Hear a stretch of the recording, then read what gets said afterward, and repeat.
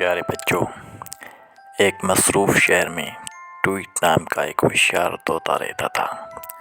وہ ایان کا پالتو تھا جو اسے بہت پسند کرتا تھا۔ ٹویٹ کے پروں کا رنگ سبز، چونچ تجسس سے بھری ہوئی اور ہر سنی ہوئی بات کو دہرانے کی عادت تھی۔ ایک دن صبح ایان اسکول کے لیے تیار ہو رہا تھا کہ غلطی سے بالکنی کا دروازہ کھلا چھوڑ دیا۔ تجسس میں ٹویٹ باہر نکل آیا اور قریبی بس اسٹاپ کی طرف ریلنگ پر جا بیٹھا۔ اس دوران ایک بڑی سرخ بس وہاں آ کر رکی۔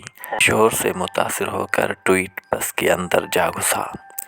سب سوار ہو جائیں، ڈرائیور نے پکارا۔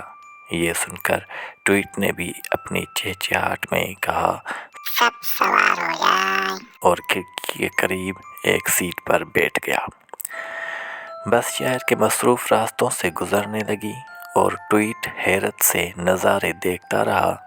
پہلا اسٹاپ ایک رنگین بازار تھا جہاں پر ہر طرف خوشی کا ماحول تھا۔ ٹویٹ نے آواز لگائی، تازہ پھل، تازہ پھل۔ یہ سن کر لوگ ہنس پڑے اور ایک پھل فروش نے اسے آم کا ایک چھوٹا ٹکڑا دیا۔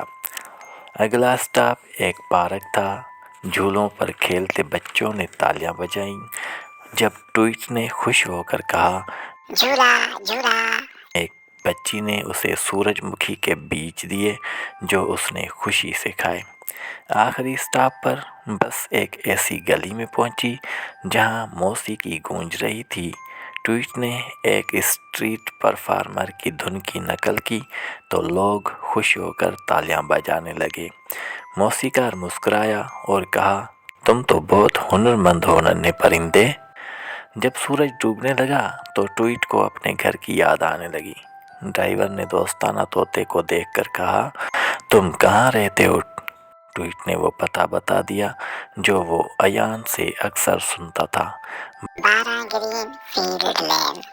ڈرائیور مسکرایا اور ٹویٹ کو واپس اس کے گھر لے آیا۔